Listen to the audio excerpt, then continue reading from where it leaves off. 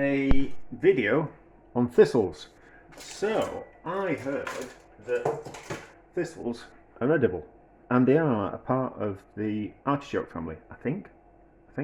So I'm kind of quite curious. So I have 3 different sizes of thistle which I've been cultivating in my garden. Cultivating meaning I haven't pulled them out of the garden, which I normally would do.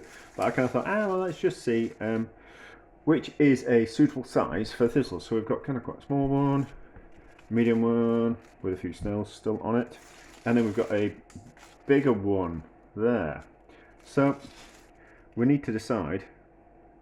Let's have a look. Let's use the small one first and kind of get an idea of if any parts are edible. Now these leaves, they've got prickly bits on. They're not going to be edible, are they?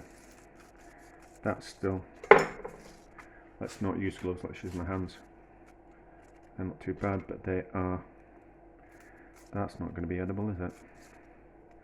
And that's not going to be edible. That's not going to be edible. That's not going to be edible. Ooh, that's certainly not going to be edible. Don't know, got some bugs as well in the house. Not to worry, let's see if we can strip that down, and let's see if it's that stalky bit on the inside that's edible. I did have a quick, went out walking, and I did have a look at some thistles that are on the ground, and I did kind of think, is there was a kind of tender little bit of it, but it seemed a little bit, there was a tiny little amount, it seemed like a lot of work for a tiny bit of thistle, but it didn't, I tasted it and it didn't taste too bad. So get rid of some of these outside veiny stalky things, and then we'll have a see if it's, I'm presuming it's the inside of the stalk. So if we shave off all these bits from the outside, we might be left with the inside of the thistle, which will be edible. I don't think that's getting a bit too, maybe it's like asparagus. So asparagus, we can bend it in a place where it's tender, can't we? And then we can do that. Maybe that's going to work. So there's a lot of waste, but it looks a little bit like asparagus, doesn't it? So maybe scraping off. This seems to make sense, of scraping off the outside. Like you would with a piece of celery, you would use a peeler to get rid of all the stalky, sinewy bits. I don't need this. Not anymore. So we can get rid of these bits. And then what we'll do is, if this works on these 3, I'll go out and pick some. I haven't got any more in the garden, but I have a spider place. I went out for a walk and a spider place that there is a few thistles, but one's in a farmer's field, and I don't really want to go in a farmer's field without permission, although I half know them, so it probably should be okay. And then the other place is on the roadside, and I don't really want to pick things from the roadside because we have to deal with brake dust from cars and fumes from exhaust. So that's the bit that we've just done. Let's give it a taste.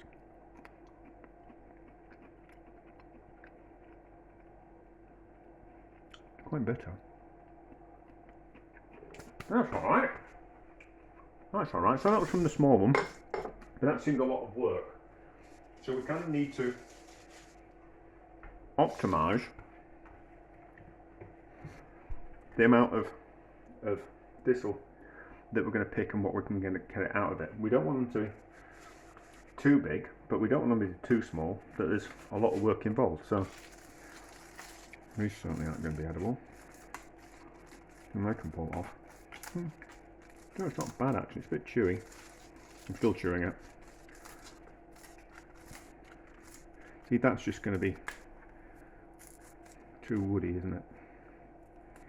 Oh, I don't know. It certainly peels off easier on the outside. There's that bit, but we'll just peel it off and give it a taste.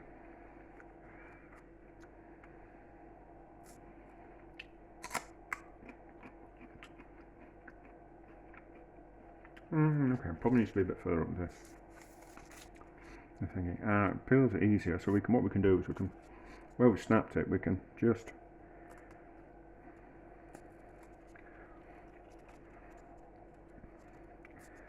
go up the outside and peel these layers off the outside, and then we're left with that centre bit there. Okay.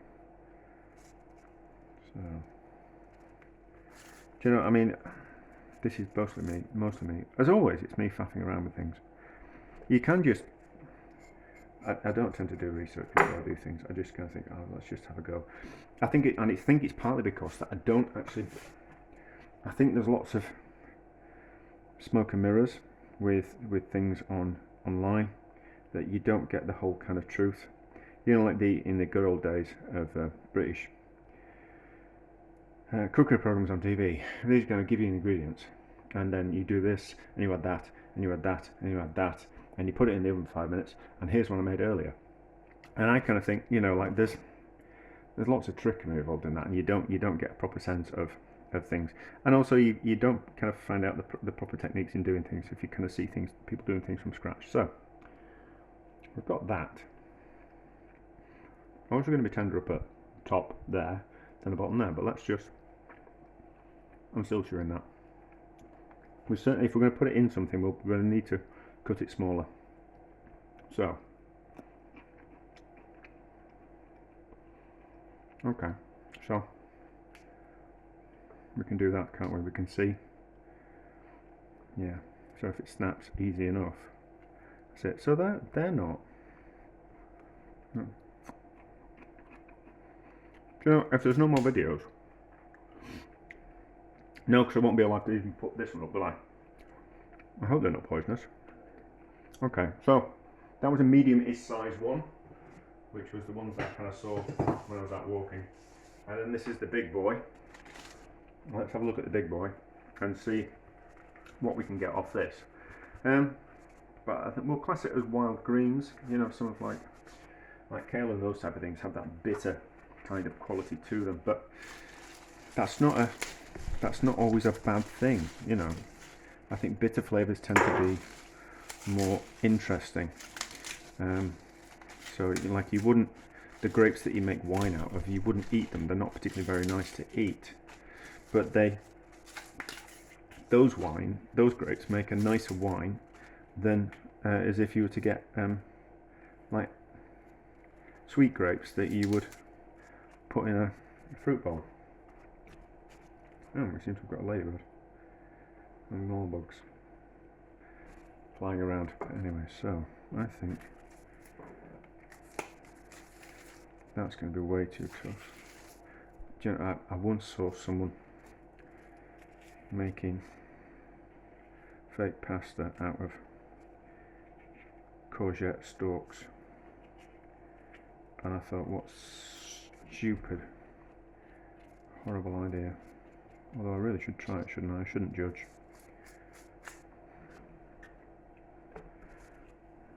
Okay. Pull that off. Then the bigger one. Get an idea, can't we? I mean, it's a lot of work, but it's free food, isn't it? So there's got to be some pain with things, hasn't there? You either go out to work to be able to afford to buy food, or you get food for free and put your time into it. So there's either way, you're putting your time into something.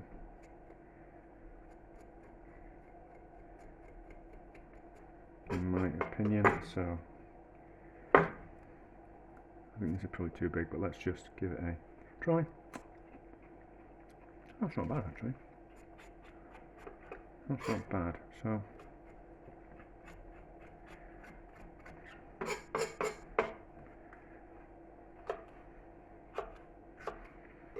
how do these taste?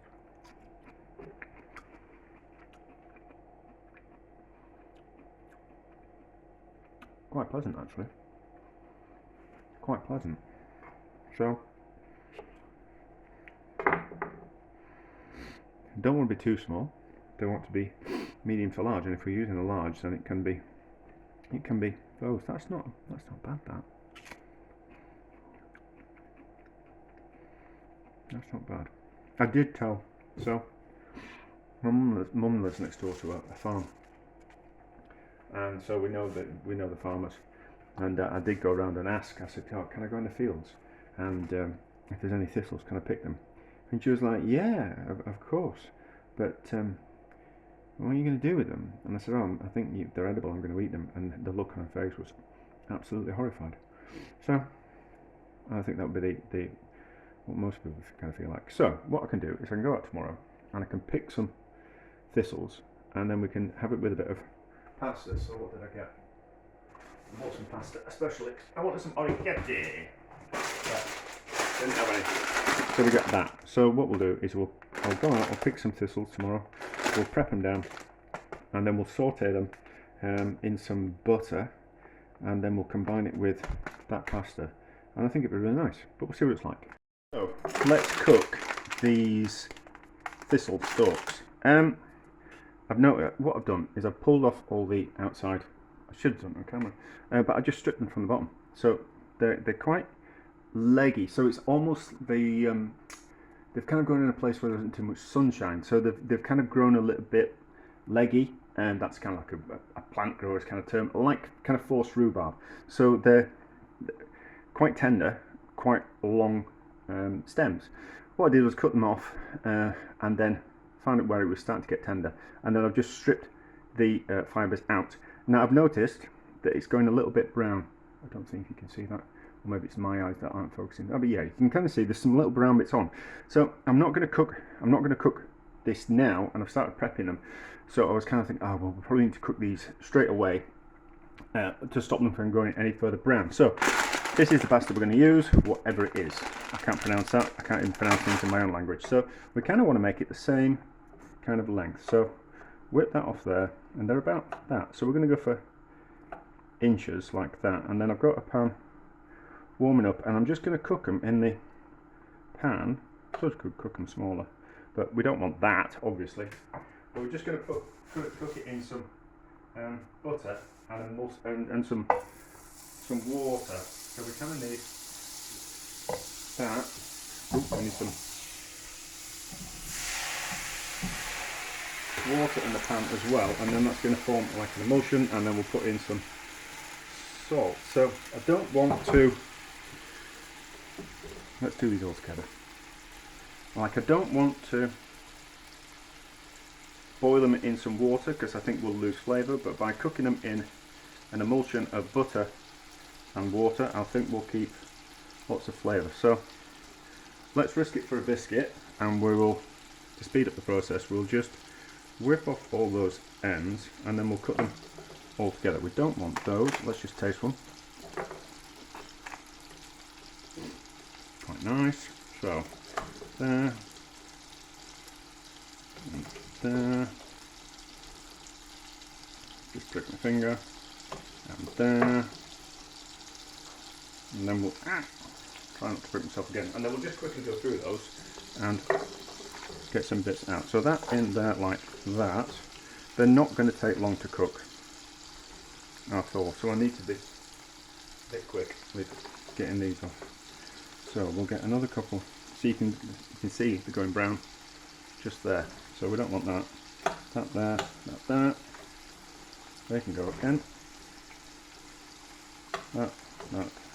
Not that bothered about length because the pasta won't be that uniform in length. Some can be a little bit longer, some can be a little bit shorter. I don't know, like that. So the more water or liquid that you cook things in, the more you lose flavour, because flavour leaches out of things.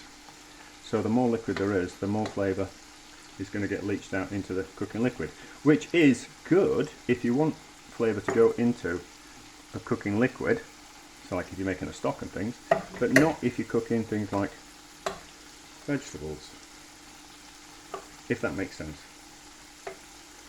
So maybe not that one. Get another bit out of that. Get another bit out of that. So cook these now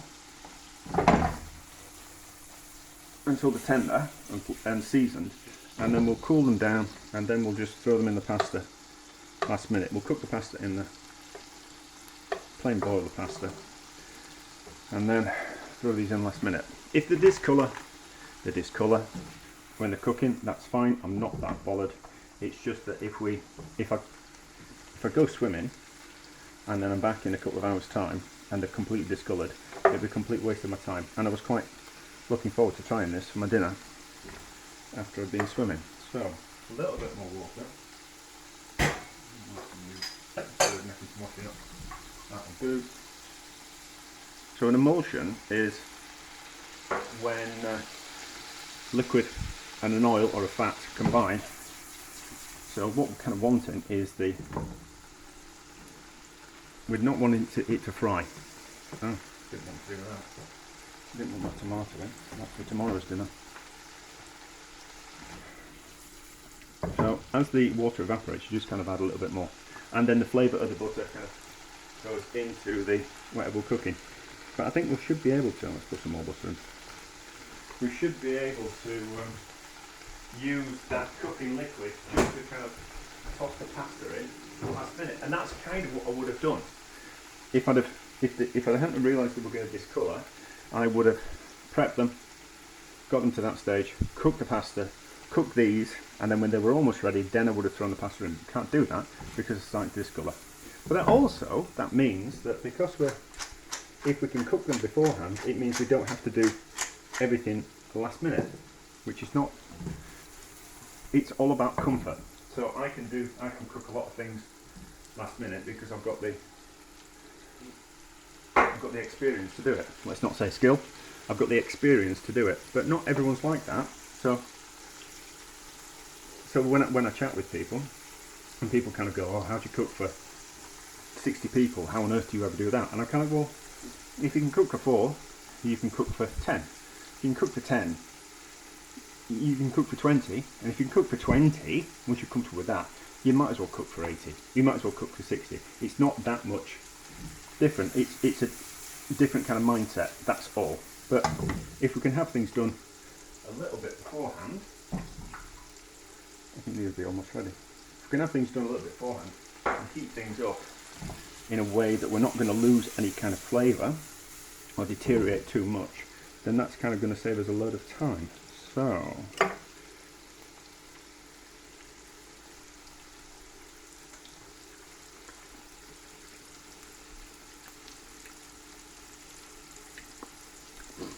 you know, that's pretty good, but it's covered in butter, so that's not really. Most things that are covered in butter and salt taste delicious. I imagine my leg would taste delicious if it was covered in butter and salt and pepper.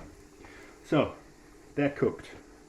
Probably need to pull them out of the pan and then they'll cool down and the things add to the pan. So we could cool them down in the pan, but they'll carry still on cooking. So we'll just put them on the plate like that.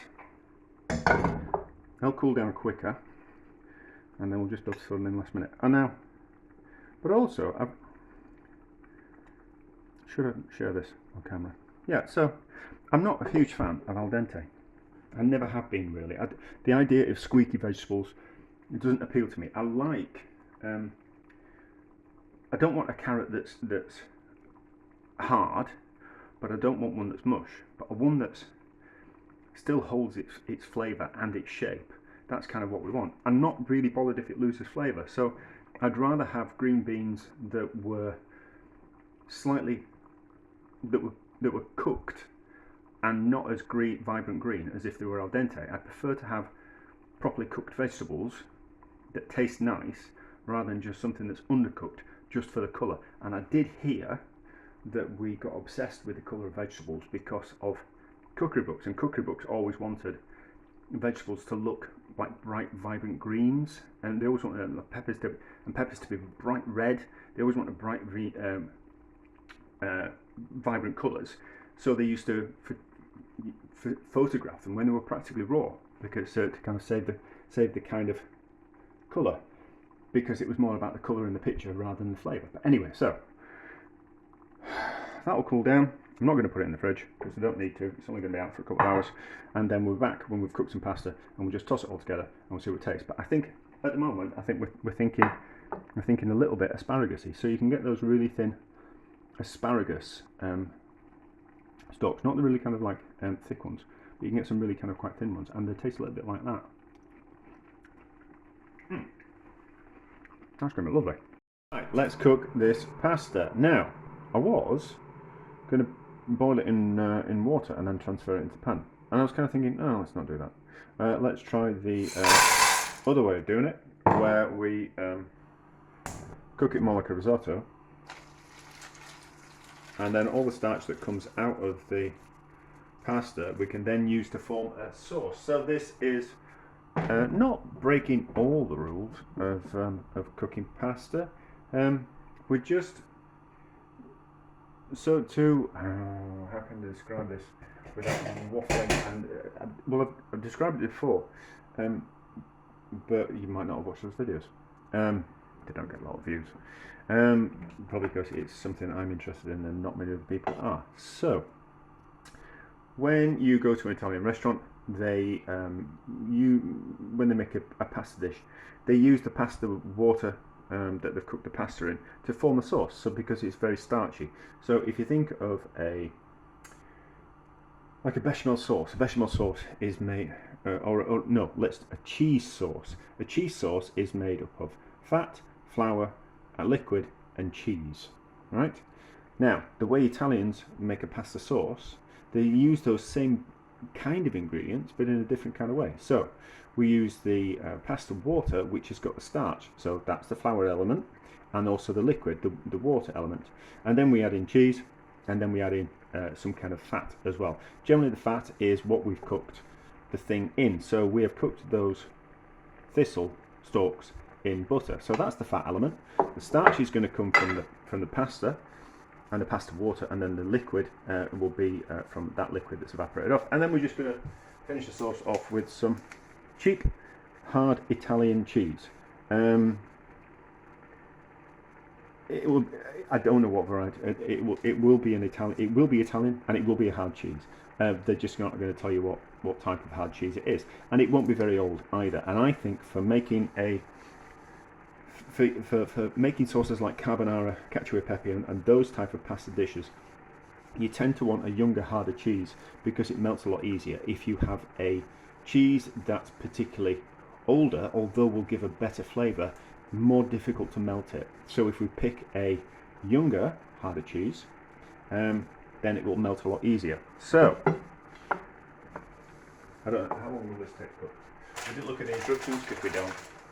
So we'll kind of see. So, and because it's got fat in the normally, you cook pasta in a lot of liquid. If you don't cook pasta in a lot of liquid, it wants to foam and kind of like make a mess of your cooker. But because there's some fat in there, the fat will stop the starch in the pasta from foaming and making a mess of the cooker. Oh yeah, so yeah, we'll get back to it. So in a restaurant, you have a big pan of water, and that's what you cook the pasta in, and you keep adding more water to it as it evaporates off through the evening.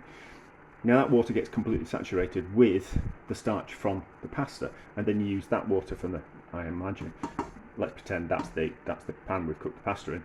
With that water is then saturated with starch that's come out of the pasta, and that makes a much better sauce because there's so much more starch in there. But by doing it this way, we're cheating.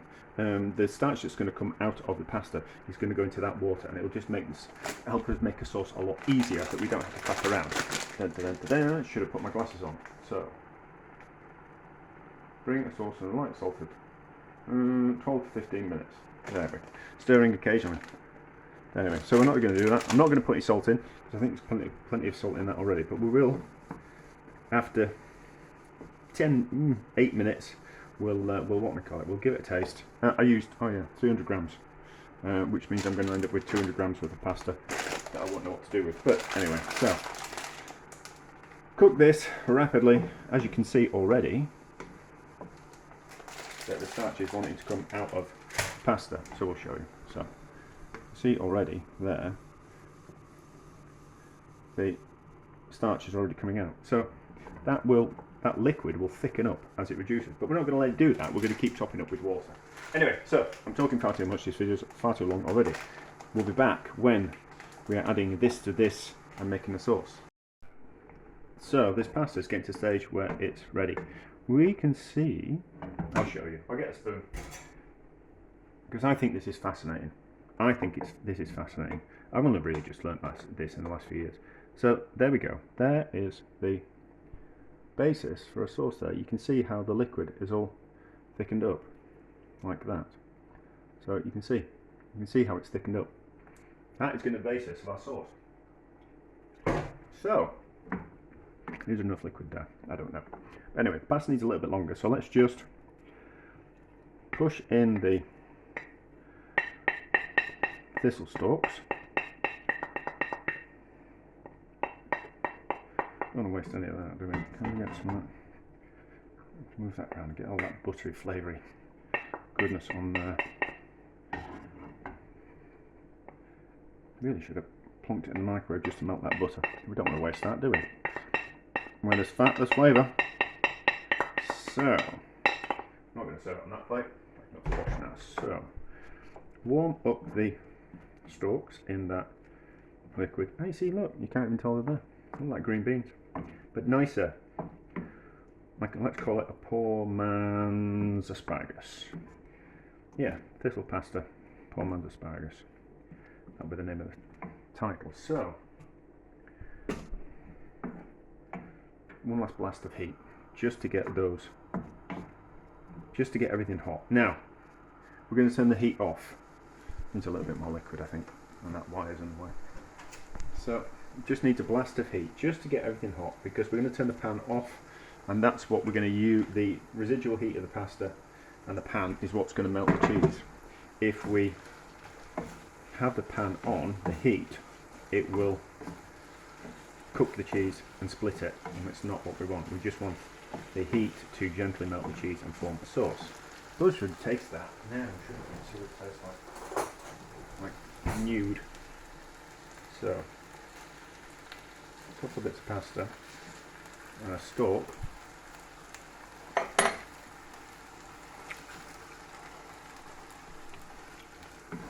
Do you know that's good as it is? That's good as it is. So, heat off. More pepper. So we put pepper in at the start and we put pepper in at the end because we want the flavour of the pepper changes its flavour as you cook it. So we put some at the start and then we put some at the end just to kind of refresh that fragrant flavour of the freshly ground black pepper. And then cheese in. So how much in this? 175 grams, 200 grams. We'll be able to see how much we put in. But a little bit at a time. Well, a big old chunk, and then we'll mix it around, and then we'll put some more in at the end. Remembering that we can always add a little bit more. Very difficult to take it away. And we can always add a little bit more. We probably need some more liquid as well. But the kettle's boiling and the water's still hot, so don't we grate the plastic into the dinner, do we?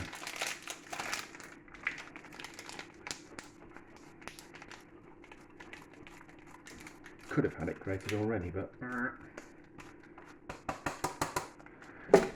let's not do that. So, hopefully it will just want to start forming a sauce. You certainly need some more liquid in it, but it's starting to melt. Probably needs a lot more pasta, a lot more cheese in it, but it's starting to form a sauce. Smells good anyway. Right, certainly needs a lot more cheese in it, but we've started to melt it, so that should be okay. If it splits out, and it won't work. But I'm more interested in the thistle stalks and the pasta than turning it into a cheesy pasta sauce. This is just me wanting something cheesy and pasta-y for me dinner after I've been swimming. If the pan cools down too much, we can heat it gently, very gently, but we should be okay with the amount of heat that's in there. Yeah, there we go. Right, it needs more liquid, and that needs to come off there.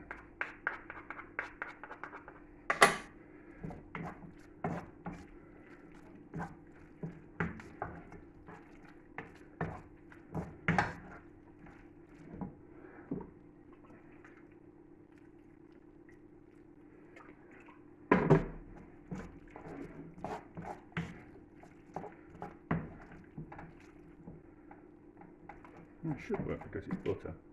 Although I do find that it generally works better this way if we're using an animal fat. As in, like something that's actually from an animal rather than the fat from the milk. It's not really worked, but it'll do. I'm not gonna be too mean on myself. It's not entirely melted in. Let's just heat it a little bit. Let's put a little bit of heat through it and see if that makes a difference. Probably would have been better cooking it a bit of lard. Not to worry. Although, not bad. Not bad.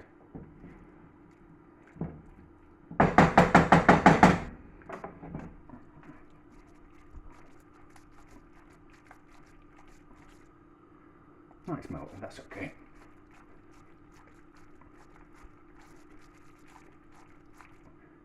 There we go. Let's not heat it anymore. That's worked. Let's give it a taste. Making sure that we get some of the... I nearly said nettle. Thistle.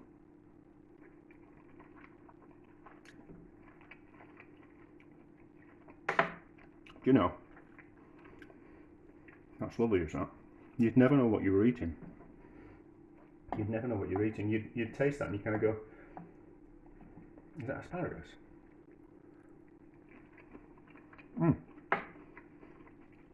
So, that's delicious.